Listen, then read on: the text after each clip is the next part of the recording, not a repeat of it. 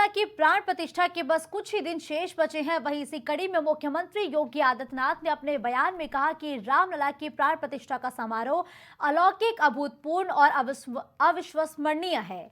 उन्होंने कहा कि श्री राम जन्मभूमि मंदिर में प्राण प्रतिष्ठा यूपी की ग्लोबल ब्रांडिंग का सुअवसर है। इसके साथ ही सीएम योगी ने कहा कि अयोध्या की सुरक्षा और स्वच्छता से कोई समझौता नहीं किया जाएगा।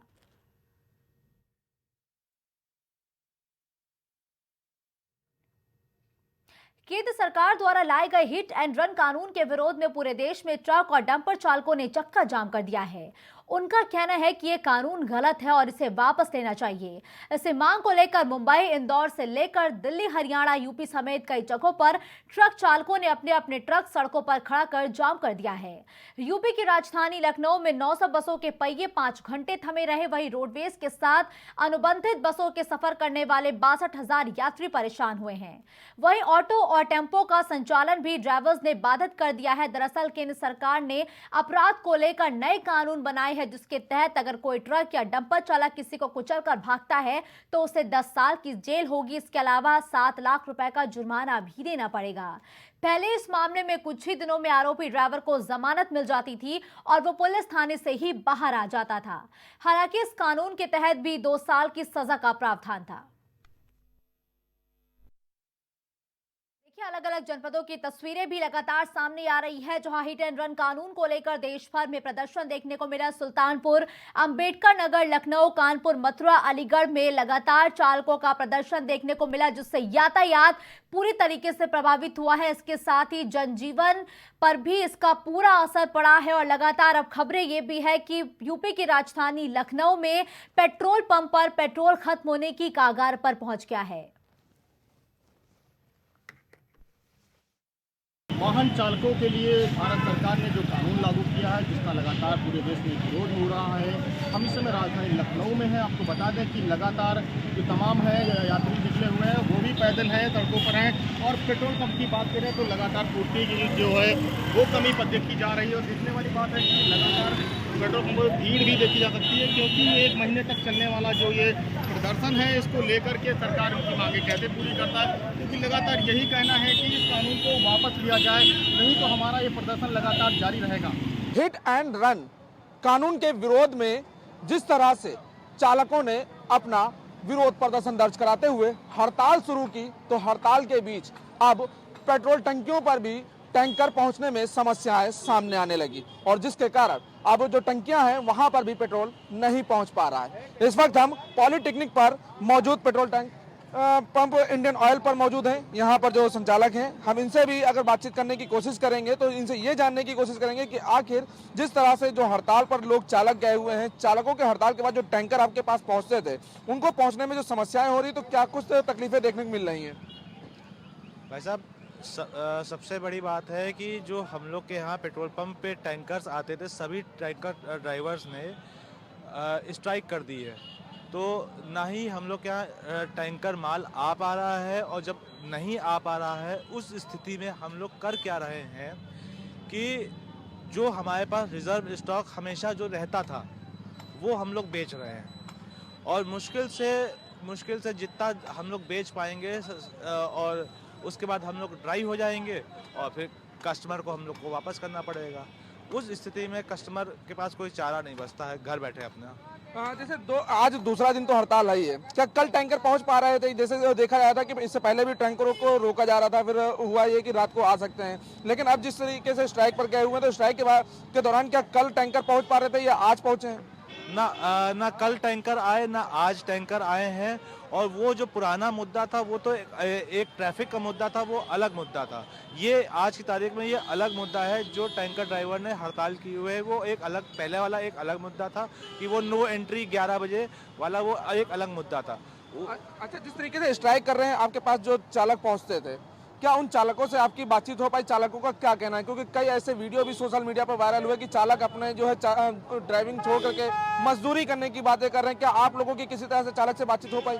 नहीं भाई साहब, हमारी कोई चालकों से बात नहीं हुई है। तो चालक का आप किसी समर्थन करते हैं कि हाँ, जो उनके विषय पे कानून है, उस कानून में किस तरीके का संशोधन होना चाहिए? क्या कुछ इस बारे में हम कोई टिप्पणी नहीं करना चाहेंगे। तो जाहिर सी बात है, यहाँ पर हम अगर पेट्रोल पंप की तस्वीरें भी आपको दिखाएंगे तो पेट्रोल पंप पर तस्वीरों में साफ तौर से देखेंगे कि जिस तरीके से जो चालकों ने स्ट्राइक दिखाया है, तो स्ट्राइक के बाद से जो पेट्रोल पंप पर लोगों की जो भीड़ है वो उमड़ चुकी है। क्योंकि जिस तरीके से पेट्रोलों की अगर बात की जाए, जब टैंकर ही नहीं पहुंच रहे हैं, तो टैंकर ना पहुंचने के विषय पर जो पेट्रोल पंप है वहां पर जो बाइकों की कतार आप देख रहे हैं, बाइकों की कतार में पूरी तरीके से लगातार जो लोग हैं, लंबी कतार लगी हुई है। यहाँ पर जिस तरीके से लोग उतरे हुए हैं, तो जाहिर सी बात है, कह सकते हैं कि जो पेट्रोल की समस्याओं को लेकर के जो मैसेज आ रहे थे, उन मैसेजों के बीच भी यहाँ पर तस्वीरें साफ देखने को मिल रही हैं। और इसके साथ ही जिस तरीके से यहाँ के संचालक से अगर जो बात की गई, तो उन्होंने भी साफ तौर से बताया है कि जिस तरीके से जो टैंकर समय से पहुंचते थे, लेकिन अब उन्हें भी यहाँ पर आने में समस्याएं हो रही, क्योंकि वो स्ट्राइक पर चले गए हैं, जिसके कारण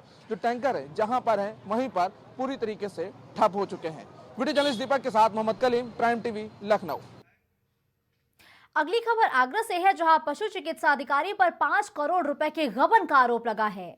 स्लॉटर हाउस व्यापारी एसोसिएशन ने ये गंभीर आरोप लगाए हैं। एसोसिएशन और व्यापारियों का आरोप है कि पशु चिकित्सा अधिकारी ने ठेकेदार के साथ मिलकर नगर निगम के स्लॉटर हाउस में 5 करोड़ से ज्यादा का गबन किया है। अबे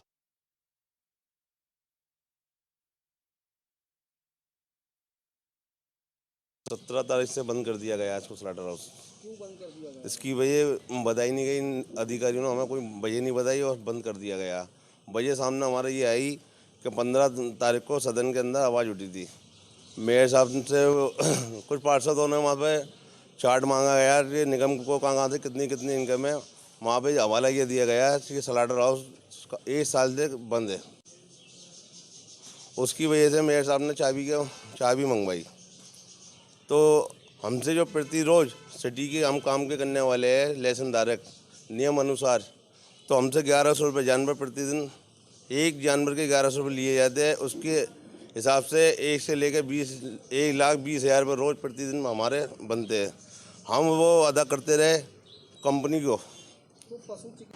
नगर निगम के पशु चिकित्सा अधिकारी पर 5.5 करोड़ रुपए के गबन के आरोप आगरा मीट व्यापारियों ने लगाए हैं। आपको बता दें कि स्लॉटर हाउस इन दिनों 17 तारीख से बंद चल रहा है और आगरा मीट व्यापारियों का कहना है कि पशु चिकित्सा अधिकारी और ठेकेदार की मिलीभगत से नगर निगम को 5.5 करोड़ रुपए का चूना लगाया गया है।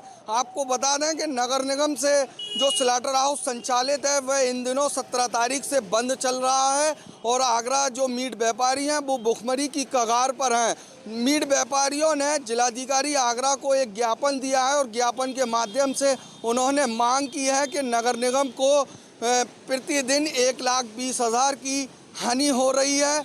लगातार इसकी शिकायतें उच्च अधिकारियों से भी की हैं। नगर निगम और आगरा के उच्च अधिकारियों को गुमराह कर पशु चिकित्सा अधिकारी ने 5.5 करोड़ रुपए का चूना नगर निगम को लगाया है। वहीं जिलाधिकारी को ज्ञापन दिया है। ज्ञापन के माध्यम से मांग की है कि ऐसे पशु चिकित्सा अधिकारी और ठेकेदार के खिलाफ सख्त कार्रवाई की जाए और स्लॉटर हाउस को खोला जाए, जिससे मीट व्यापारियों को काफ़ी परेशानियों का सामना करना पड़ रहा है। अब देखने वाली बात ये होगी, जिलाधिकारी आगरा को ज्ञापन दिया है, उसके बाद आगरा के उच्च अधिकारी क्या एक्शन लेते हैं इस मामले पर। अपने सहयोगी आसिफ के साथ जीशान अहमद, प्राइम टीवी, आगरा। अब अगली खबर आजमगढ़ से है, जहां साल 2014 में हुए मजदूर हत्याकांड मामले में चल रहे एमपी एमएलए न्यायालय में ट्रायल केस को लेकर आरोपी मुख्तार अंसारी के वर्चुअल और प्रत्यक्ष गवाहों की पेशी होनी थी, लेकिन कोर्ट में आज हत्याकांड और गैंगस्टर मामले में गवाहों की उपस्थिति नहीं होने की वजह से तारीख को टाल दिया गया। अब दोनों की अगली तारीख 11 जनवरी को निर्धारित की गई है। खबर एटा से है, जहां सरकार के द्वारा निकाली जा रही विकसित भारत संकल्प यात्रा विकास खंड अलीगंज के कैठा गांव पहुंची। इस संकल्प यात्रा के दौरान बीजेपी विधायक सत्यपाल सिंह राठौर ने सरकार की ओर से चल रही तमाम योजनाओं के विषय में लोगों से सीधा संवाद किया और लोगों को इन योजनाओं के बारे में जानकारी दी है। खबर सुल्तानपुर से है, जहां बल्दीराह इलाके में उस वक्त हड़कंप मच गया जब घर से लापता हुए एक किशोर का शव बरामद हुआ है। बता दें कि घर से दूध लेने के लिए निकले किशोर का शव 8वें दिन मिला है और बताया गया है कि कई दिन पुराना होने से शव की हालत बेहद खराब हो चुकी है।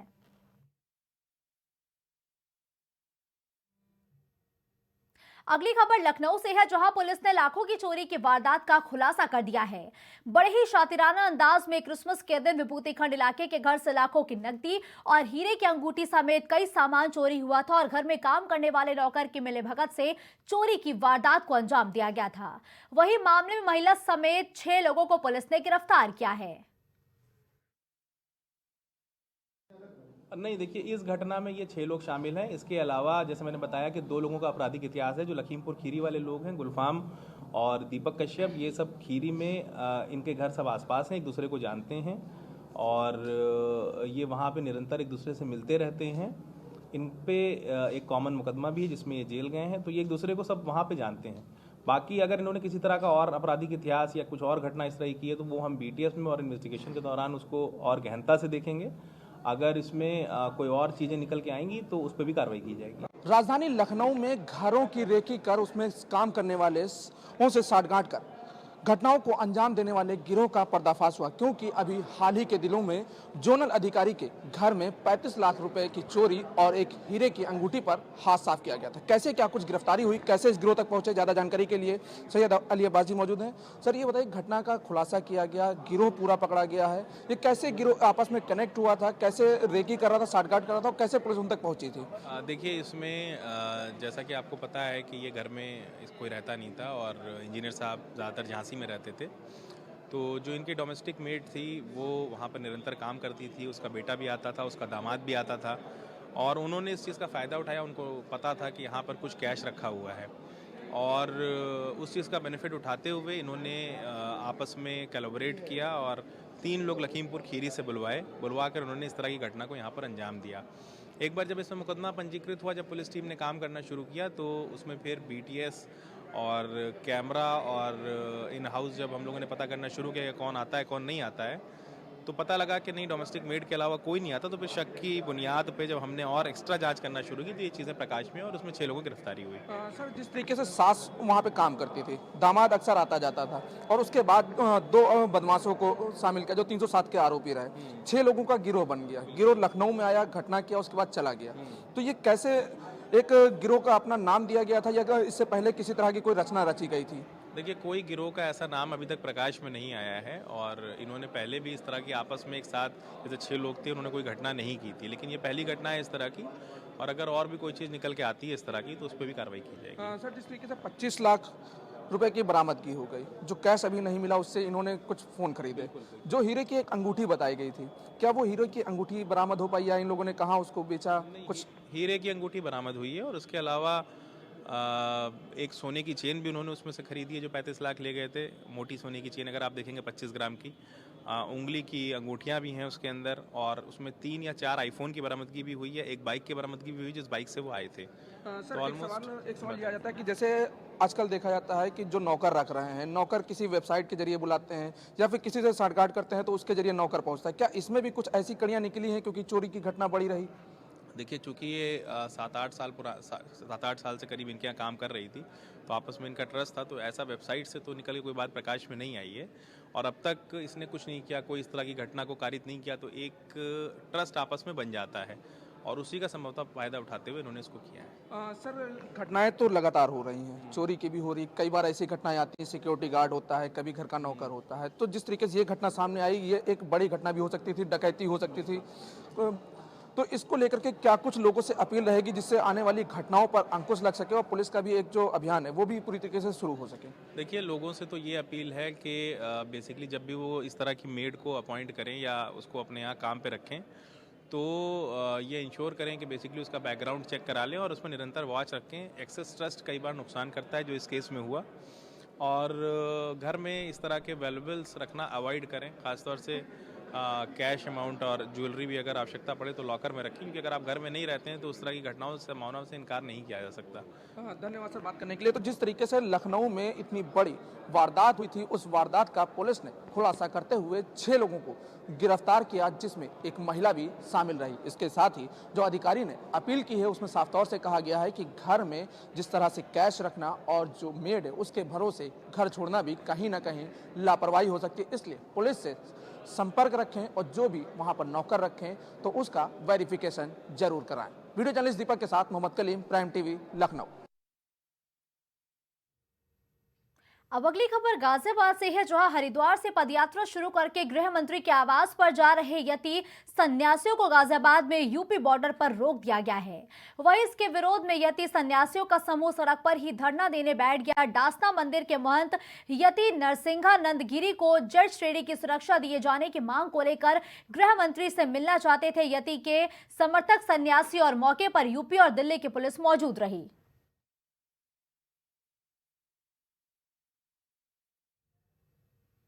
इस बुलेटिन में फिलहाल के लिए बस इतना ही। देश और दुनिया की तमाम बड़ी खबरों के लिए आप देखते रहिए प्राइम टीवी।